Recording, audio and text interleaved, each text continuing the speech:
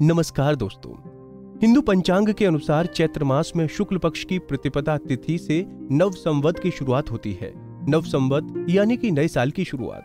ब्रह्म पुराण के अनुसार चैत्र मास की प्रतिपदा तिथि को ही सृष्टि की रचना हुई थी। जानकारी के लिए बता दें कि साल 2022 में 2 अप्रैल दिन शनिवार को हिंदू नववर्ष की शुरुआत होगी। तो आइए जानते हैं अपने ज्योतिष से इस नव संवत के लोगों पर क्या प्रभाव होंगे।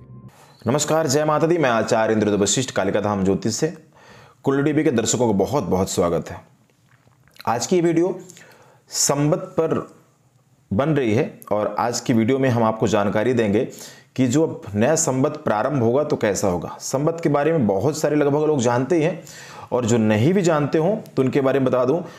विक्रमी संवत जो असल में वर्ष परिवर्तन होता है, जिसको शास्त्र मान्यता देता है या वेद मानते हैं, शास्त्र मानते हैं, पुराण मानते हैं, तो उसी के हिसाब से फल के बारे में भी कहा जाता है कि इस वर्ष का, इस संवत का फल कैसा रहने वाला है।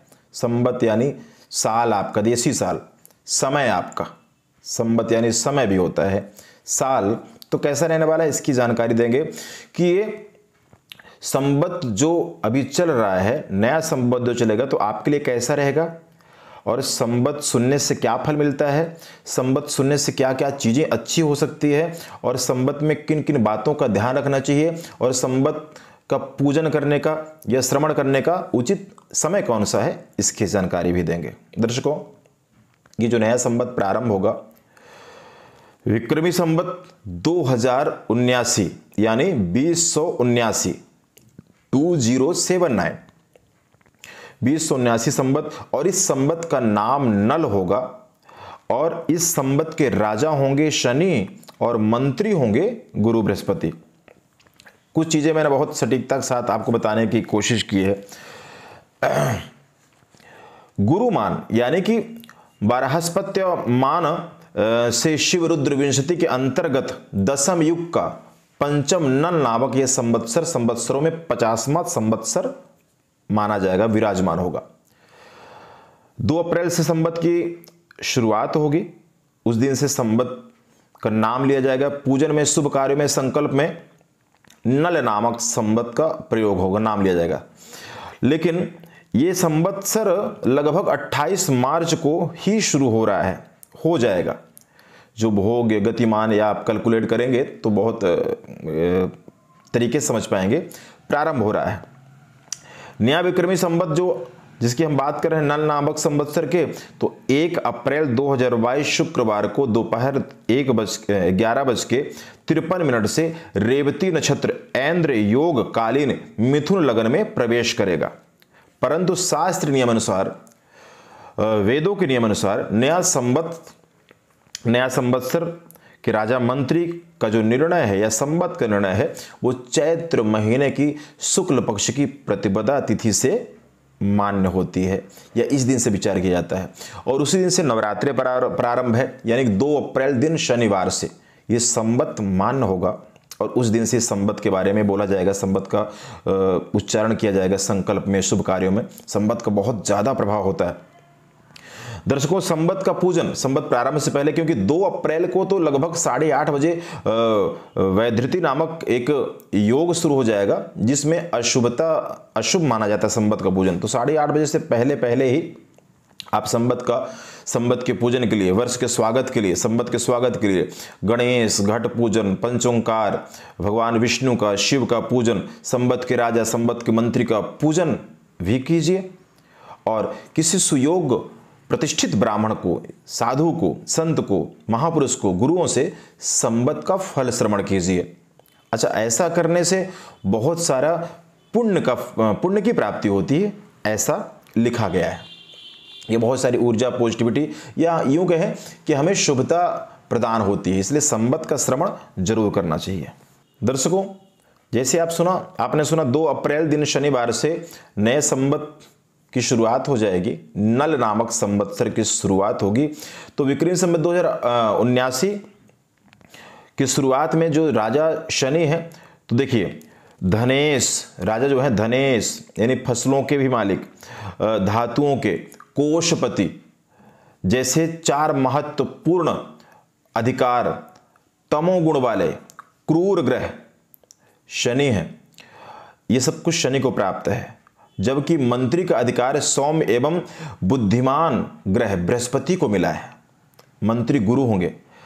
अब अगर देखिए यहाँ पर मंत्री बृहस्पति की जगह कोई और ग्रह होते तो शायद अत्यधिक नुकसान होता वर्ष का, लेकिन मंत्री बृहस्पति है तो काफ़ी हद तक कंट्रोल करने की बात भी रहेगी। इसके फलस्वरूप विश्व में अनेक देशों में विद्रोह, वायुयान दुर्घटनाएं, आतंकी खून खराबे वृद्धि होगी। लोगों में क्रोध, उत्तेजना, लोभ, लोलुपता, द्वेष भावना, हिंसक घटनाएं, सांप्रदायिक घटनाएं या तथ्यापलट, रक्तचाप, प्रतिकूल वर्षा, भीषण गर्मी और क्लिष्ट रोगों की बढ़ोतरी होगी। इस संबंध में आम जनमानस या लोग क्लिष्ट रोगों से, पेचीदा रोगों से पीड़ित रहेंगे। परंतु मंत्री गुरु के प्रभाव स्वरूप जो सरकार है, सरकार भी लोगों की भलाई के लिए या लोगों के विकास के लिए समय समय पर योजनाएं, समय समय पर मदद करने के लिए प्रयत्नशील रहेगी। आगे बताया गया है कि सस्येश यानी कृषि, निर्शेष धातुओं एवं कोषपति धनेश के अधिकार भी क्रूर ग्रह को शनि को ही प्राप्त है। क्या क्या? कृषि, धातु या धन, इन सबको अधिकार शनि को प्राप्त है, राजा को प्राप्त है। वर्ष के संबत के राजा शनि है, तो जिसके फलस्वरूप लोहा, स्टील, कोयला, पेट्रोल, डीजल, ऊनी वस्त्र, गर्म वस्त्र, लकड़ी या खाद्य सामग्री, उड़द, सर्व प्रकार की दालें या सोना, स्वर्ण, सोने में भी तेजी बढ़ेगी, खूब तेजी आने वाली है। कुछ प्रदेशों में बाढ़ आदि का प्रकोप रहेगा। खड़ी फसलों को भारी क्षति पहुंचने के योग भी है। साधारण लोग एवं राजनेताओं पे परस्पर विवाद, अपप्रयाद यानी ऐसे मतभेद भी चलने के यहाँ पर योग दे रहा है नल नाम का संवत्सर। देखिए एक चीज और बताना चाहूंगा, विक्रमी संवत 2079 नल नाम का संवत्सर प्रवेश चैत्र महीने की अमावस्या की समाप्ति।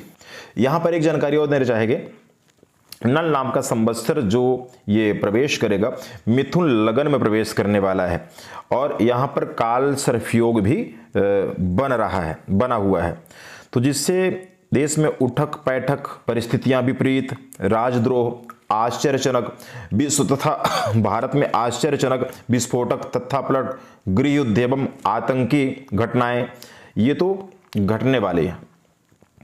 या विदेशों में भी कई राज्यों में बताया गया है कि ऐसी स्थितियां रह सकती हैं, दिक्कतें होंगी। परंतु मुख्यतः यहाँ पर क्लिष्ट रोग, पेचीदा रोगों पे, बच्चों में कोई ऐसा पेचीदा क्लिष्ट रोग उत्पन्न हो जिससे भय व्याप्त हो, लोग परेशान हो जाए, इसके आसार भी संवत्सर में बनते हैं।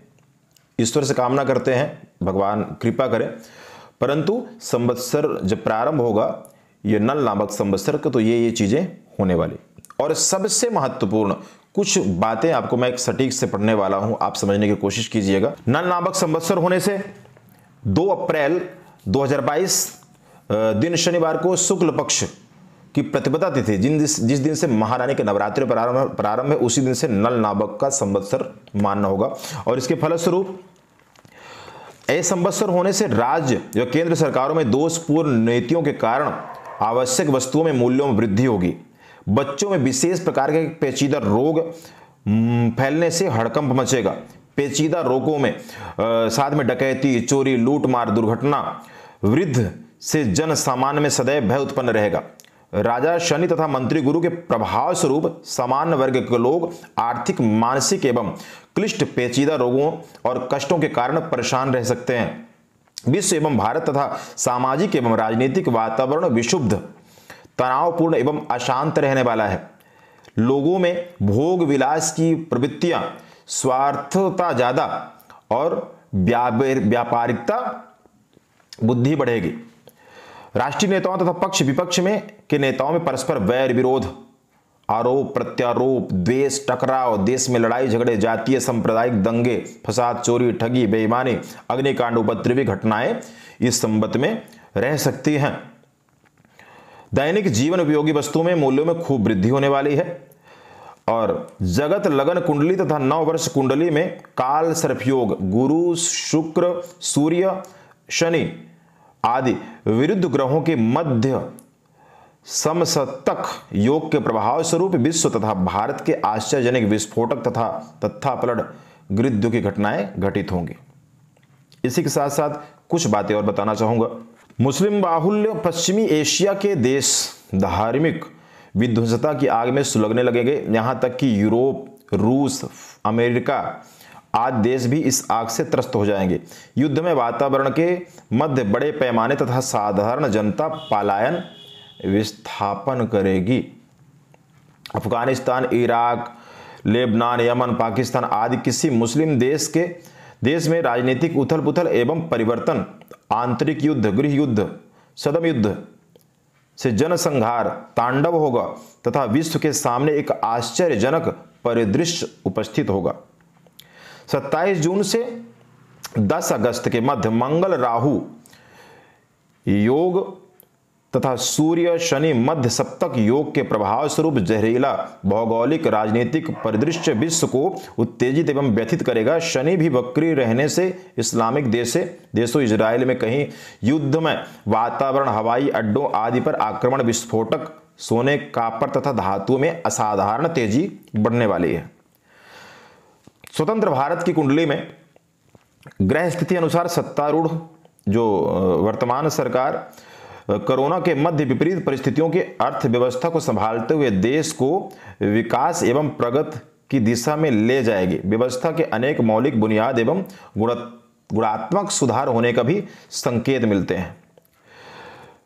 तो यहां पर आपने संवत का लगभग फल समझ लिया होगा, सुन लिया होगा, लेकिन एक चीज मैं जरूर बताना चाहूंगा। जब संवत प्रारंभ हो तो 2 अप्रैल को सुबह 8:30 बजे से पहले अब विद्वान ब्राह्मण गुरुजन अपने पूजनियों से संवत श्रवण कीजिए, पूजन कीजिए और उस दिन भगवान के मंदिर में आप जिस पंथ, जिस धर्म से संबंध रखते हैं वहां पर जाकर के धार्मिक चीजें करें और भगवान का नाम का सिमरन करें और साथ में ही समाज के, देश के कल्याण के लिए भी प्रार्थना करें। बहुत बहुत धन्यवाद। जय माता दी। इसी तरह की और भी जानकारी लेने के लिए हमारे चैनल को सब्सक्राइब करें और नई वीडियो की नोटिफिकेशन के लिए बेल आइकॉन दबाएं। अगर आप ये वीडियो फेसबुक पर देख रहे हैं तो वीडियो को लाइक और शेयर करें। साथ ही अपनी राय कमेंट बॉक्स में जरूर बताएं।